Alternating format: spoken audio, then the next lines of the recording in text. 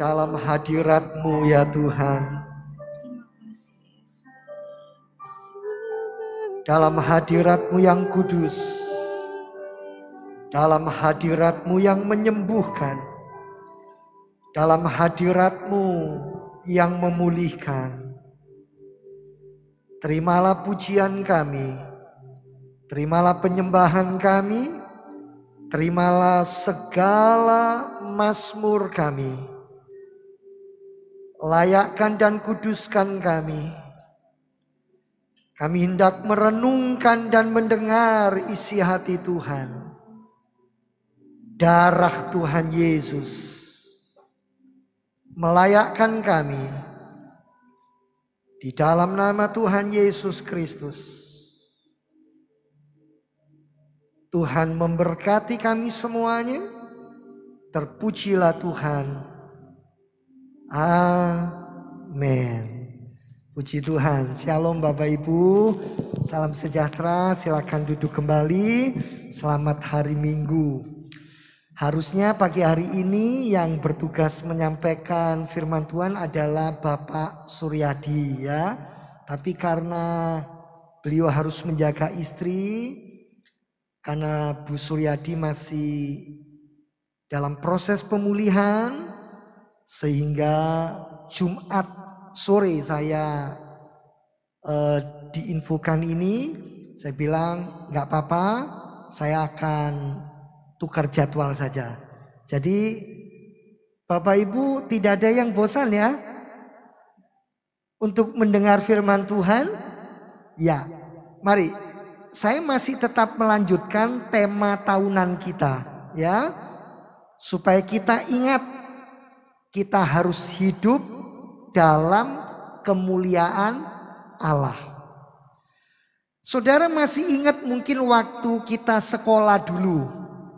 Saya masih ingat waktu SMP itu ya, SMP, SMU itu selalu dalam pelajaran pendidikan moral Pancasila, PMP ya, selalu diajarkan bahwa agama itu identik dengan hidup bertakwa. Ingat Bapak Ibu? Atau pada waktu itu Bapak Ibu bolos ya? Bolos atau masuk? Masih ingat ya? Apa artinya bertakwa itu? Bertakwa itu artinya sebuah keinsyafan untuk melakukan apa yang diperintahkan Tuhan. Lalu apa lagi? Dan menjauhi semua larangannya.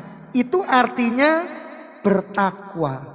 Jadi takwa itu mewakili semua agama di atas muka bumi ini, mengajarkan lakukan perintah Tuhan, kerjakan hal-hal yang Tuhan inginkan, tetapi jauhi semua yang dilarangnya, supaya kita tidak melanggar itu.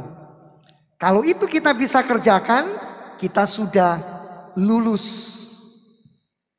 Tetapi di dalam kekristenan, seringkali saya katakan bahwa kekristenan bukan agama. Kalau Bapak Ibu berkata Kristen kan agama Pak, boleh. Tapi kekristenan itu lebih kepada, khotbah beberapa waktu yang lalu, panggilan sorgawi dari Allah dalam Kristus Yesus. Supaya kita hidup fokus pada kekekalan, bukan kekinian saja atau masa lalu. Tetapi menghadap kepada pengenalan akan Tuhan yang setiap hari semakin bertumbuh. Setiap waktu membawa kita hidup menjadi seperti Kristus. Bagaimana seluruh kepenuhan kehidupan kealahan itu harus menjadi nyata dan ada di dalam hidup kita. Karena itu ada beda yang besar antara sekedar melakukan perintah Allah dan menjauhi larangannya dengan mengalami kehidupan Allah di dalam hidup kita. Ada sebuah kekuatan dan kemampuan di mana dengan sadar saya akan berkata, saya tidak akan mampu Tuhan untuk melakukan perintah-Mu dan menjauhi semua larangan-Mu. Tetapi dengan hidup Allah di dalam hidup kita, dengan karya Roh Kudus, maka kita mampu menjadi seperti Kristus. Saudara pernah dengar nggak? Segala kebaikan manusia itu bagaikan kain apa? Bagaikan kain yang kotor. Mungkin mau teriak lebih keras, sungkan. Kayak gombal. Kalau orang Surabaya bilang sudah gombal ditambahi mukio, bukan makaryo. Gombal mukio. Artinya apa? Gak ada artinya. Gak ada yang bisa dikatakan baik dalam hidup seseorang tanpa kehadiran Kristus. Saudara mungkin kalau lihat akan berkata begini, wah Pak Tris ini sabar ini. Coba tanya istri saya sabar atau tidak? Baru saudara akan tahu nanti. Dan jangan kaget jawabannya. Saya dulu nggak seperti ini Bapak Ibu. Saya jadi seperti ini sekarang, itu saya bertumbuh, saya belajar, saya harus mau membayar harga. Kalau tidak, percayalah. Paulus berkata apa? Setiap kali aku ingin melakukan yang baik, karena aku tahu ini baik, aku tidak akan pernah mampu, aku tidak akan pernah bisa. Aku tahu ini jahat, aku tidak boleh melakukannya, inilah yang aku lakukan. Sampai Paulus berkata, semua itu karena aku ada di bawah payung, ya, di bawah hukum Taurat. Tapi setelah aku mengenal kasih karunia Allah, aku menjadi berbeda. Saudara mau sehebat apa seseorang itu? Ingin bertakwa. Kalau tidak ada pekerjaan Allah di dalam hidup seseorang, kalau tidak ada karya Tuhan, kasih karunia Allah, tidak ada seorang pun yang mampu. Dan di dalam Kristus kita belajar untuk menerima kehidupan Allah di dalam hidup kita. Amin. Saya ajak kita membuka Filipi pasal 3 ayat 17 sampai 21.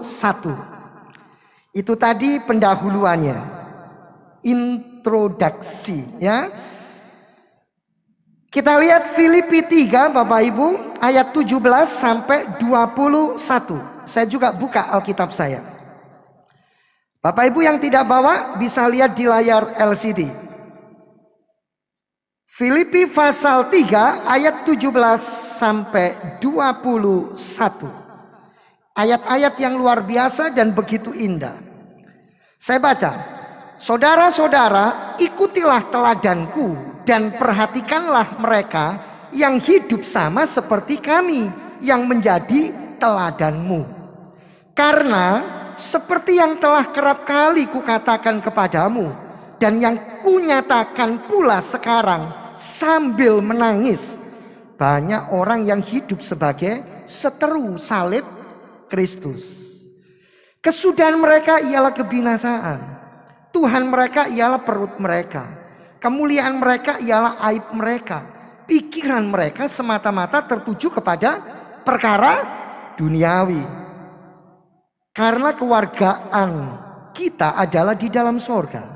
Dan dari situ juga kita menantikan Tuhan Yesus Kristus sebagai juru selamat. Yang akan mengubah tubuh kita yang hina ini sehingga serupa dengan tubuhnya yang mulia.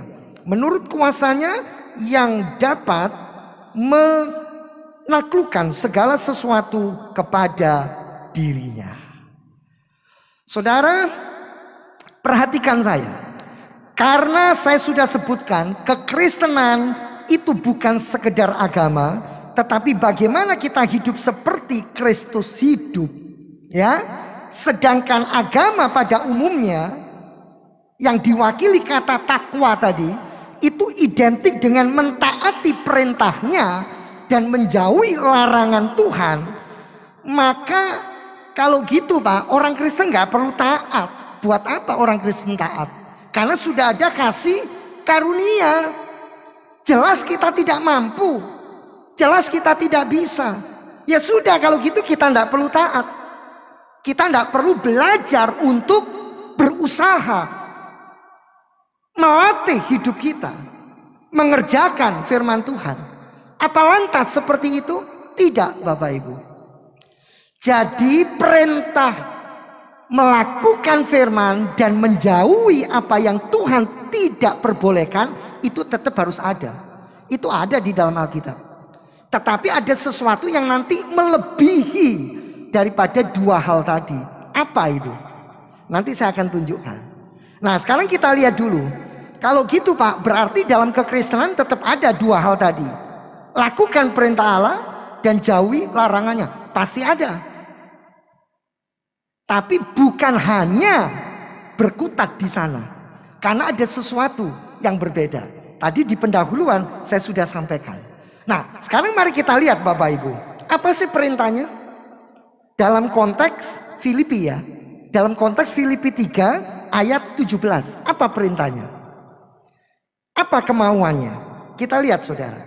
Mari kita buka Filipi 3 tadi. Nah, ini apa yang harus kita lakukan dalam hidup kita? Ayat 17. Apa? Paulus berkata dalam konteks Filipi 3 ayat 17. Ini loh perintahnya. Saudara-saudara. Saudara-saudara berarti saudara dan saya. Gereja Tuhan di sepanjang zaman. Ya, termasuk gereja yang ada di Roma.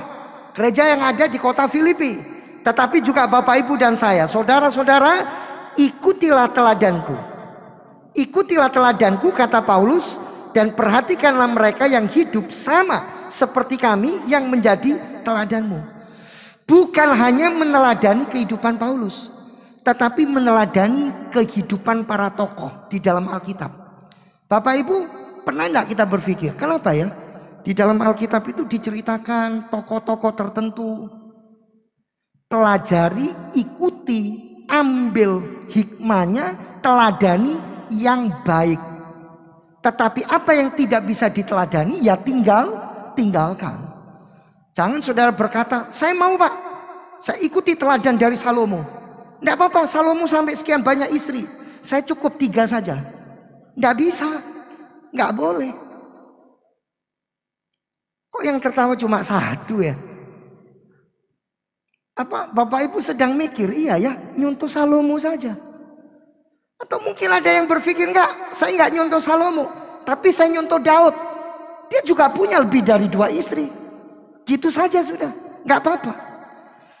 Ketika Paulus berkata, ikutilah teladanku, juga ikuti tokoh-tokoh yang lain. Saudara jangan lupa, Paulus berkata seperti ini karena Paulus sudah mengikuti teladan dari tokoh yang lebih besar. Siapa? Di dalam Filipi 2 ayat 5. Coba buka dulu. Jadi ketika Paulus berkata, ini loh yang harus kamu lakukan. Ikuti teladanku. Kenapa?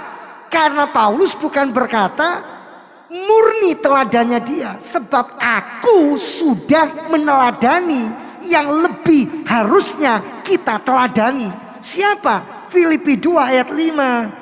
Hendaklah, ini perintahnya. Hendaklah itu berarti perintah. Kamu, saudara dan saya, dalam hidup kita ini bersama, dalam keluarga, dalam berjemaat, dalam bermasyarakat, menaruh pikiran, menaruh perasaan yang terdapat juga dalam Kristus Yesus. Hiduplah dalam kasih Kristus. Maka kasih itu mampu berkorban. Maka kasih itu mampu mengalah. Maka kasih itu mampu menerima seseorang apa adanya. Tidak ada suami yang sempurna. Tidak ada pula istri yang sempurna. Setiap kita punya keterbatasan masing-masing. Tidak ada orang tua yang sempurna. Tetapi juga tidak ada anak yang sempurna. Kalau orang tua menuntut anak, anak menuntut orang tua, akhirnya bubar. Yang ada adalah dengan kasih Kristus kita meneladani kehidupan Yesus. Nah, jemaat yang dikasihi Tuhan, Paulus berkata, ikutilah teladanku. Itu dengan kata lain, Paulus berkata, kamu harus tahu siapa teladan terbesar dalam hidup saya. Adalah Yesus Kristus. Coba kita lihat dulu. 1 Korintus 11 ayat 1. Paulus boleh dijadikan teladan. Kenapa? Karena Paulus sudah meneladani Yesus Kristus. Tapi jangan meneladani kehidupan Paulus sebelum Paulus ditangkap dan bertobat menerima Kristus secara sungguh-sungguh. Coba kita lihat 1 Korintus 11 ayat 1. Jadilah pengikutku sama seperti aku juga menjadi pengikut Kristus. Jadi kata kuncinya di mana Bapak Ibu? Kata kuncinya adalah Kristus. Kata kuncinya adalah Kristus. Tapi saya juga bukan berarti mengajarkan silakan para pria miliki rambut yang gondrong, yang panjang. Tidak usah pergi ke tukang cukur. Saya bukan menyindir Pak Toka loh. Kebetulan Pak Toka datang dan rambutnya panjang. Lalu nanti saya akan kasih bandu. Bukan itu Pak Toka. Mohon maaf. Tapi seringkali Bapak Ibu, ada orang berpikir dengan sangat sederhana. Kenapa? Saya tanya, kok tahu Yesus rambutnya gondrong? Nah itu di kalender-kalender Yesus rambutnya gondrong. Saya bilang, oke, enggak apa-apa, silakan miliki rambut seperti itu. Tapi Anda harus pakai jubah seperti Yesus. Dan pakai sandal seperti Yesus. Cari di toko manapun, enggak ada yang jual. Bukan itu maksudnya. Kalau seperti itu, bagaimana kita meneladani toko-toko yang lain? Tentunya apa yang benar itu yang kita ambil, itu yang kita adopsi, dan itu yang kita lakukan. Dan tidak ada yang sempurna kecuali Yesus Kristus. Karakternya, kekudusannya, itu yang kita ambil. Kasihnya, kemurahannya, itu yang kita tangkap. Coba kita lihat sebentar Roma 7 Bapak Ibu. Tadi saya sudah sitir Roma 7. Roma pasal 7 boleh ditampilkan ayat 18 sampai 19. Ini loh, jika terpisah dari kasih karunia Allah, jika terpisah dari karya Allah, sedikit pun tidak ada sesuatu yang baik yang manusia itu siapapun bisa lakukan. Hanya karena adanya kasih karunia, hanya karena adanya pekerjaan Allah dalam diri manusia, barulah manusia dapat menjadi baik dan menjadi teladan bagi orang lain. Ya, saudara, seringkali kita hanya lihat penampilan luar seseorang. Saudara akan tahu pohon itu baik atau tidak. Dari apanya? Kenapa buahnya? Hanya kelihatan baik, tapi ketika saudara belah, saudara harus menikmati dulu. Saudara harus merasakannya, baru saudara akan tahu. Kalau saudara tidak merasakan, saudara hanya melihat penampilan luar, saudara bisa tertipu. Mari kita lihat. Sebab aku tahu bahwa di dalam aku, yaitu di dalam aku, Paulus ini sebagai manusia, tidak ada sesuatu yang baik. Pada dasarnya manusia itu jahat. Ada ayat lain Bapak Ibu di dalam Kejadian, kecenderungan hatinya itu adalah kejahatan semata-mata. Saya baca ulang, sebab aku tahu bahwa di dalam aku, yaitu di dalam aku sebagai manusia, tidak ada sesuatu yang baik. Sebab kehendak memang ada di dalam aku, tetapi bukan hal berbuat apa yang baik. Terus, Sebab bukan apa yang aku kehendaki, yaitu yang baik yang aku perbuat, melainkan apa yang tidak aku kehendaki, yaitu yang jahat yang aku perbuat. Saudara, ini nyata. Kalau seseorang dalam keadaan marah, ya, naik darah, lalu melihat sesuatu yang gak sesuai, yang keluar dari mulutnya adalah silakan pergi. Bahkan jangan pernah kembali. Mati pun saya tidak akan cari. Pernah dengar? Mungkin pernah di sinetron.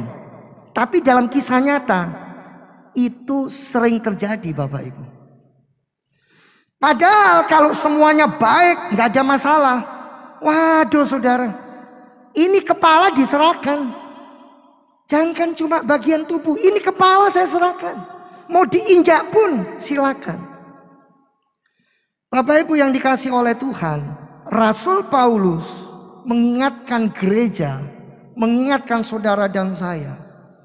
Ketika disampaikan dalam Filipi 3 ayat 17, saudara-saudara ikutilah teladanku, yaitu ikuti teladan Kristus. Itu sejarah gereja mencatat ini untuk jemaat di mana?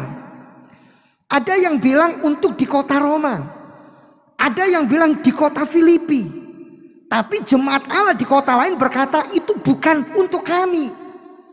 Saya beritahu Bapak Ibu, ini untuk gereja sepanjang zaman.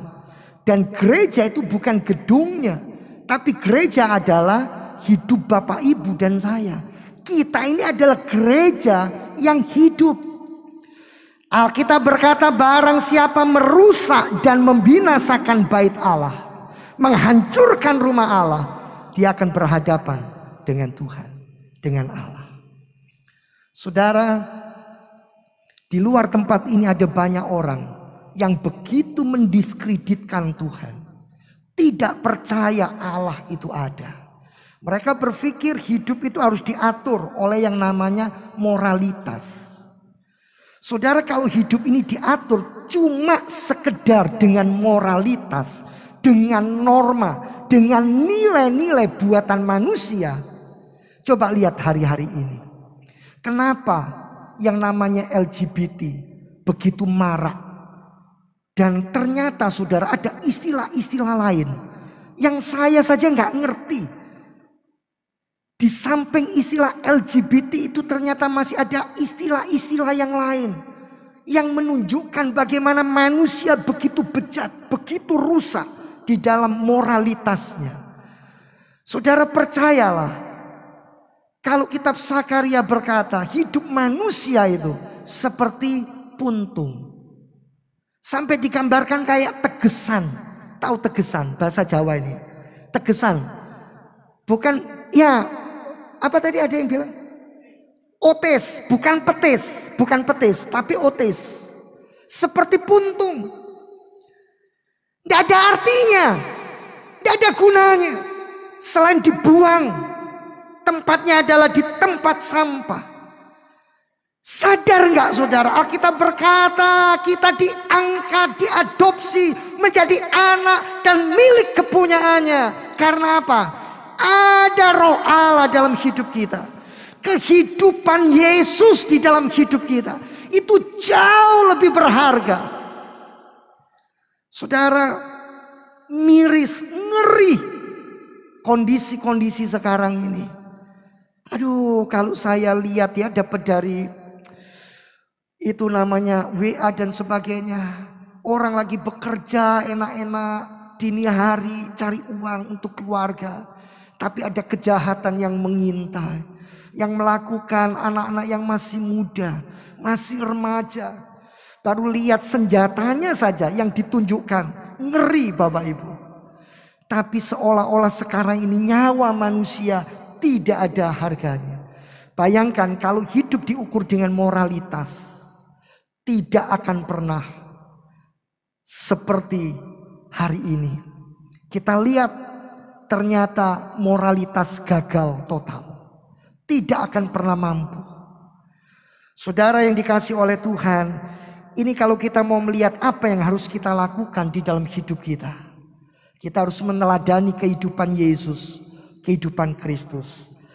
Sekarang apa yang harus dihindari dan jangan dilakukan Bapak Ibu? Coba kita lihat ayat selanjutnya ya.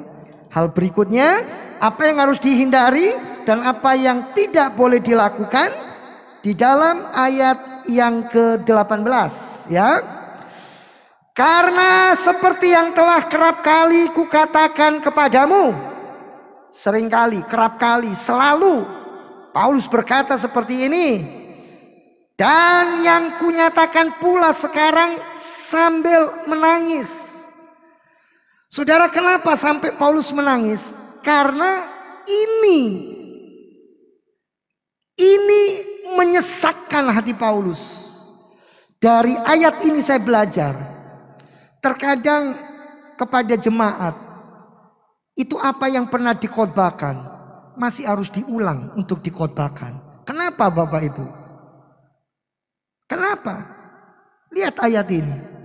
Apa yang Paulus pernah sampaikan, Paulus sampaikan lagi, Paulus ulang lagi. Bahkan dikatakan sampai kunyatakan pula sekarang sambil menangis. Ternyata banyak orang itu mewakili apa? Sebagian besar orang. Mewakili apa? Ternyata masih ada sampai hari ini di sepanjang kehidupan manusia orang-orang yang memposisikan diri sebagai musuh Yesus Kristus. Karena itu Paulus berkata, seperti yang telah kerap kali kukatakan kepadamu dan yang kunyatakan pula sekarang sambil menangis, banyak orang yang hidup sebagai seteru salib Kristus. Orang-orang yang berkata, gereja-gereja yang mengajarkan tidak perlu menyangkal diri, tidak perlu memikul salib, tidak perlu berkorban untuk Tuhan, karena Tuhan sudah begitu besar kasih-Nya. Saya lanjutkan. Ada banyak orang yang berkata, sudah selesai korban Kristus, apalagi yang kita harus bayar? Bukan harus bayar Bapak Ibu, tapi kalau kita memang harus hidup dalam kehidupan Yesus, ya saudara harus memikul salib saudara sendiri, bukan salib Yesus. Saudara harus menyangkal diri. Kenapa? Karena jelas ayatnya. Coba saudara lihat di dalam ayat yang ke-19. Kesudahan mereka ialah kebinasaan. Kenapa? Karena seringkali musuh seteru salib Kristus, mereka menjadikan perut sebagai Tuhan. Kemuliaan mereka ialah aib mereka.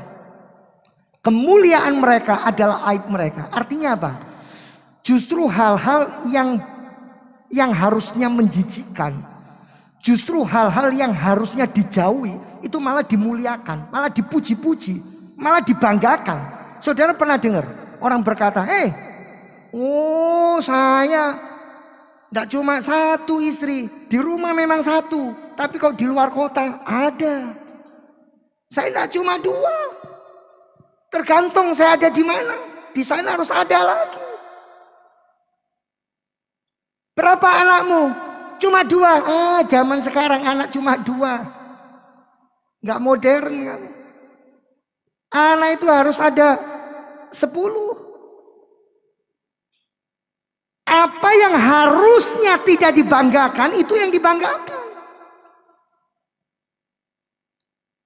Kamu gimana? Sudah bisa melakukan apa? Ya, menipu istrimu. Jadi kalau di rumah kelihatannya baik, suami yang baik, suami yang saleh, suami yang takut akan Tuhan, bukan takut istri, takut akan Tuhan. Ya, tapi ternyata kalau di luar dia menipu istrinya, istrinya nggak tahu, tipu sana tipu sini. Ngakunya kalau ketemu seorang wanita, saya ini masih single, saya masih sendiri, saya nggak punya anak, saya nggak punya istri. Diceritakan kepada temannya dengan bangga. Lalu temannya tanya, gimana caranya? Ajari saya. Loh yang kayak begitu minta diajari. Di sini nggak ada, di sana banyak. Saudara, ada banyak hal lain yang harusnya jangan dilakukan, tapi itu dilakukan. Siapa mereka ini Bapak Ibu? Ini adalah orang-orang yang jelas-jelas ada di dalam zaman kita. Nggak cuma zaman Rasul Paulus. Karena Alkitab ini sampai hari ini masih berlaku. Ternyata masih ada memang orang-orang seperti ayat 19. Karena itu saya berdoa Bapak Ibu, mohon maaf, jadilah jemaat yang setia. Jadilah jemaat yang sungguh-sungguh. Saya sudah bilang karena ibadah kita di sini hanya minggu saja. Oh Pak, ternyata Rebo ada Bible study Pak di sana. Silakan kalau Bapak Ibu mau bertumbuh, bisa bertanggung jawab. Pak, ternyata di sana ada komisi pria, ada komisi wanita, ada persekutuan.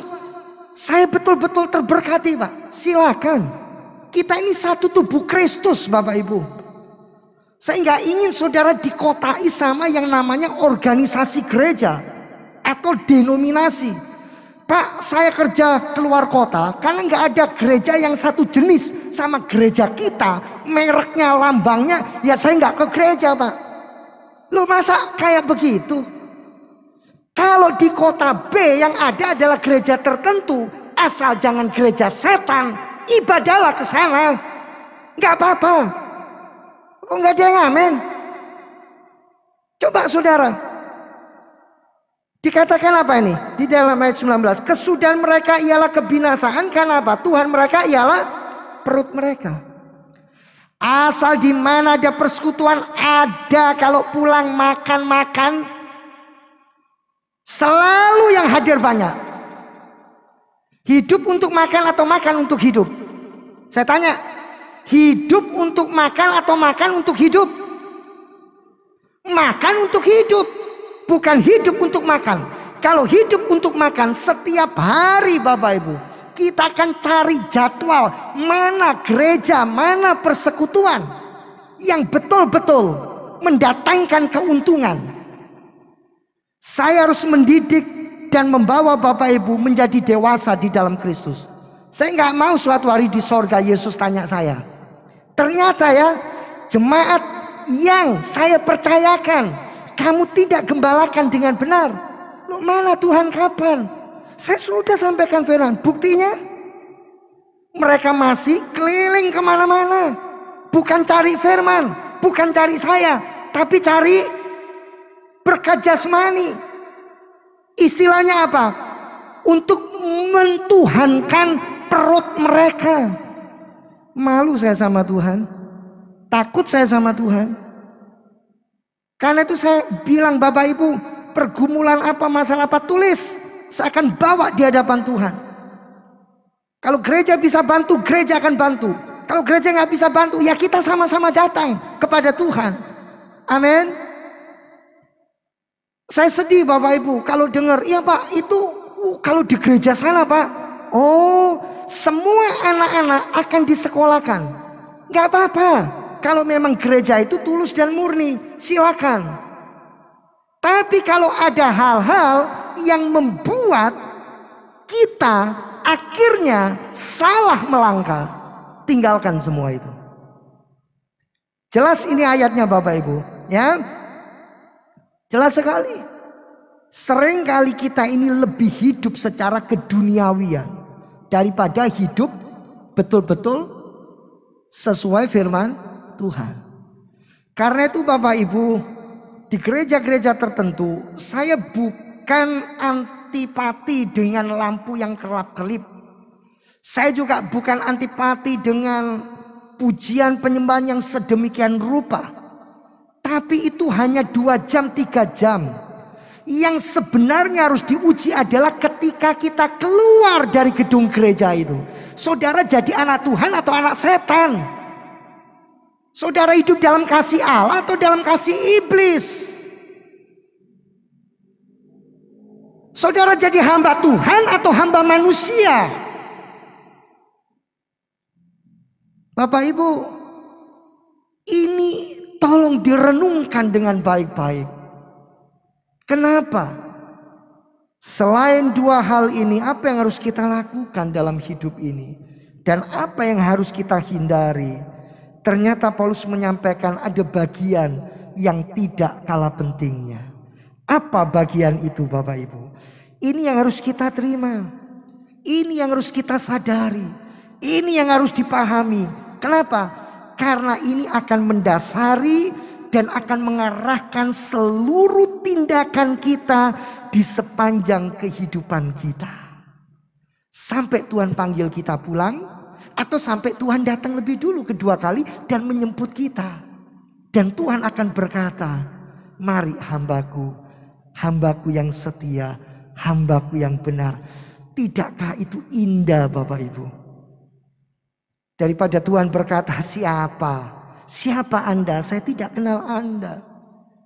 Tuhan, saya anggota gereja besar di Surabaya. Gereja ini bahkan ada di luar negeri, luar kota. Tuhan bilang apa? Mau ada di luar planet pun saya nggak peduli. Saya tidak kenal kamu.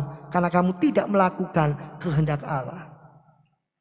Saudara, apa yang lebih penting yang akan mendasari dan mengarahkan kita sehingga kita melakukan tindakan dan kehidupan yang sesuai isi hati Tuhan? Yang lebih daripada itu. Makanya saya bilang, kekristenan bukan sekedar sebuah agama. Tetapi kekristenan adalah kehidupan Allah yang diberikan untuk kita hidupi. Di mana ayatnya? Ayat 20. Mari kita baca ayat 20 Bapak Ibu. Ini ayat penghiburan kita, ini ayat yang menguatkan kita. Mungkin di dunia Bapak Ibu kerja keras, ya, rumah saja nggak punya. Saudara kontraktor, kontrak sana, kontrak sini. Jangan susah, saya dulu juga seperti itu. Ya, saudara mungkin berkata, kok urip ngene-ngene ae. Saya mau terjemahkan bahasa Perancis tapi nggak bisa. Ya, lihat ayat 20, kita baca 2, 3. Karena kewargaan kita adalah di dalam sorga, dan dari situ juga kita menantikan Tuhan Yesus Kristus sebagai juru selamat. Amin. Saudara, dunia ini bukan rumahmu. Rumahmu adalah sorga. Saudara bukan berasal dari bawah bumi, tapi saudara berasal dari sorga. Ada orang berkata, Pak, saya suka permata. Kalau Anda suka permata, tempat Anda harus di sorga. Karena di sorga ada banyak permata. Pagarnya pun dari permata. Lantainya dari emas. Siapa yang gak suka emas? Tolong angkat tangan. Bukan Mas Agus loh ya. Bukan Mas Tresno. Siapa yang gak suka emas? Gold. Dari zaman nenek moyang selalu dikatakan, simpanlah emas nak, karena emas tidak kenal inflasi. Nah kalau nggak punya uang bagaimana caranya beli emas? Nggak ada uang. Tapi nanti di sorga saudara akan injak-injak itu emas. Kalau sekarang saudara nggak bisa nginjak-nginjak emas, dimarah pemilik tokonya. Tapi nanti suatu hari, siapa di sini yang suka permata angkat tangan? Suka ake? Itu zamannya jual ake di pinggir jalan, semua nongkrong untuk beli ake. Saudara, saya ingat itu dulu katanya batu permata begitu mahal. Akhirnya sampai terjun bebas. Lalu dibuatlah yang palsu, tiruan-tiruannya. Tapi nanti di sorga semuanya asli. Bahkan di dalam perjanjian lama baju imam pun itu ada permata-permata yang begitu indah.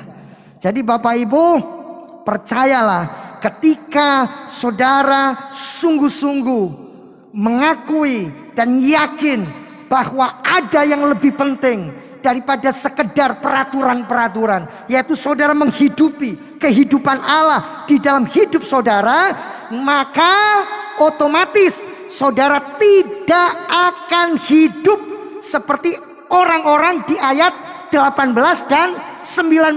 Otomatis kalau saudara yakin dunia ini bukan rumahku, Tapi rumahku adalah sorga. Saudara masih melakukan ayat 18. Saudara mengerjakan ayat 19. Dipertanyakan. Kalau saudara memang dari sorga. Amin. Keselamatan tidak gratis. Ada satu pribadi yang sudah membayar harga sangat mahal. Percayalah kepada pribadi itu. Kalau saudara sudah percaya kehidupan Allah di dalam hidupmu, saudara bisa hidup dalam kemuliaan Allah, maka dikatakan saudara bisa menantikan, saudara bisa menerima, saudara boleh mengamini apa yang menjadi janji Tuhan, termasuk janji kedatangannya kedua kali. Dan sebelum janji yang terbesar itu, ada janji-janji yang lain. Kalau engkau bekerja, engkau diberkati. Jangan malas, belajarlah kepada semut. Itu janji-janji. Kalau engkau sungguh-sungguh mencari Allah, bahkan ketika orang yang dikasih sedang tertidur, Tuhan sudah merancangkan berkat. Tuhan sudah memikirkan berkat. Tuhan pasti memberkati engkau. Kenapa nggak ada yang amin ya? Amin Bapak Ibu. Tuhan akan memberikan hikmat kepadamu. Tuhan akan menuntun langkah kakimu. Tuhan akan memberkati buah tanganmu. Sehingga saudara tidak akan berkekurangan. Bapak Ibu yang dikasihi Tuhan, ada banyak janji di dalam Alkitab. Janji tentang penyediaan. Janji tentang pemeliharaan. Janji tentang pertolongan. Ya baik Bapak Ibu. Sampai di mana tadi ya? Sampai di janji-janji Tuhan.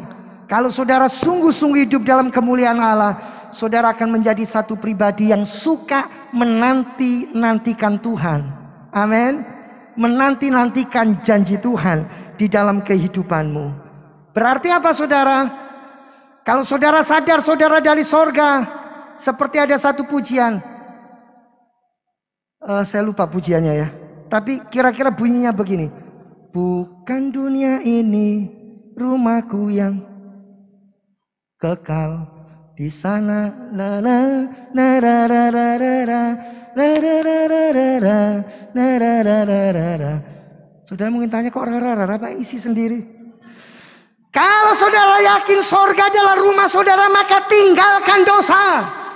Kalau saudara yakin saudara dari sorga, hiduplah dalam kekudusan. Hormati pernikahan, hormati kedaulatan Allah.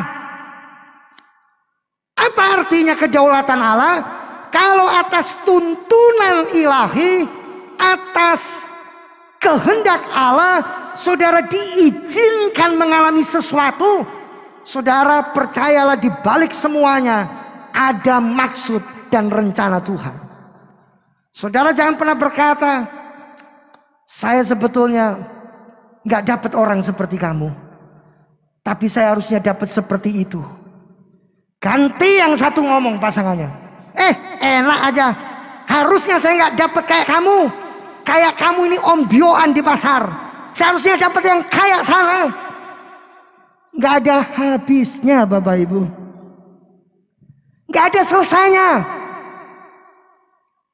Istri marah bilang, persis bapak persis papai. Saudara pikir papanya kesenengan gitu kan? Enak ay, tak selotip loh lambene, ya kan? Tahu ya itu bahasa India. Nanti saya tutup plastik aja mulutnya. Enak aja, kayak begini. Kalau ndak nurun keluargamu, nurun siapa? Coba saudara, saya sering mendengar yang kayak gitu. Pokoknya elek, ini pasti turunan keluargamu. Ini pasti dari garis nenek moyangmu. Tapi kalau yang baik-baik, oh itu keluarga saya. Makanya kamu dapat saya bersyukur, kamu beruntung. Saya dapat kamu jadi buntung. Kalau saudara yakin saudara ini hidup dalam kemuliaan Allah, buang semua sampah-sampah, buang. Gak ada sampah yang harus kita simpen di dompet kita. Saudara simpen apa di dompet saudara? Uang. Apalagi? KTP. Apalagi? Foto. Foto siapa? Foto tetangga saudara? Ya kecuali saya sering lihat anak-anak yang belum menikah, remaja-remaja itu yang ditempel situ fotonya bintang film ya. Fotonya apalagi termasuk di HP-nya. Saya enggak nyinggung ya, saya enggak nyindir. Tapi seringkali seperti itu karena orang itu punya impian nanti suatu hari aku akan dapat orang yang seperti ini. Wanita yang begini, pria yang kayak begini. Sekarang kan banyak itu pria-pria yang pakai anting itu. Saudara bayangkan kalau saya khotbah di sini saya pakai anting satu kayak apa saudara? Ngeri nggak saudara? Saudara akan lari pulang. Ini pendeta tuh. Ya. Ingat ya, semua bangkit berdiri. Tinggalkan dosa, hiduplah kudus, hargai kedaulatan Allah. Apa yang Tuhan izinkan terjadi, itu untuk kebaikan saudara dan saya. Walaupun saudara sekarang tidak mengerti, tapi percayalah Tuhan tahu yang terbaik. Jadi jangan melawan Allah, jangan menjadi musuh salib Kristus. Segala puji, hormat, dan sembah hanya bagi Tuhan Yesus Kristus. Pribadi yang agung dan yang layak ditinggikan dan dimuliakan. Sebelum kami pulang meninggalkan gereja ini untuk sementara waktu, kami sudah menerima berkat. Kami mengucap syukur. Kami berterima kasih. Karena Tuhan begitu nyata. Tuhan begitu indah di sepanjang hidup kami. Tuhan, lanjutkan kehendak-Mu. Lanjutkan rencanamu agar kami hidup menyukakan hati-Mu. Kami boleh menjadi berkat dimanapun kami berada. Kami berdoa dan menyerahkan segala persembahan yang anak-anak-Mu sudah berikan. Perhitungkan semua sebagai kebenaran. Tuhan memberkati kami dengan berlimpah-limpah. Bapa, terima kasih. Terima kasih Tuhan. Dan sebelum kami pulang, kami mendoakan saudara-saudara kami yang tidak bisa hadir, dimanapun mereka berada. Tuhan menjamah, Tuhan melawat, Tuhan memberkati. Berkati juga bangsa dan negara kami, Bapak Presiden dan wakilnya, juga semua pejabat-pejabat di negara kami. Diberikan hati yang takut akan Tuhan, hati yang mengasihi Tuhan, hati yang memuliakan Tuhan. Memberkati juga TNI dan Polri. Memberkati pemilu tahun 2024. Kami percaya yang terbaik dari Tuhan, Tuhan akan nyatakan. Bapak terima kasih. Mohon pengampunan, mohon belas kasihan Tuhan. Biarlah gereja-gereja, hamba-hamba Tuhan, kami semua dipersatukan untuk lebih mengasihi Tuhan, menyatakan Tuhan, dan mendeklarasikan kasih Tuhan bagi Indonesia dan bagi seluruh masyarakat yang ada di sekitar kami. Terima kasih Bapa di sorga. Kami sebentar pulang meninggalkan gereja ini untuk sementara waktu, dan kami menerima berkat. Berkat dari Allah Bapa, cinta kasih kemurahan Tuhan Yesus, dalam persekutuan Allah Roh Kudus, memimpin, menyertai, dan menopang hidupmu sekarang bahkan sampai selama-lamanya. Pulanglah, terimalah berkatnya dalam nama Tuhan Yesus. Haleluya, amin. Selamat pulang, selamat hari Minggu. Tuhan Yesus memberkati.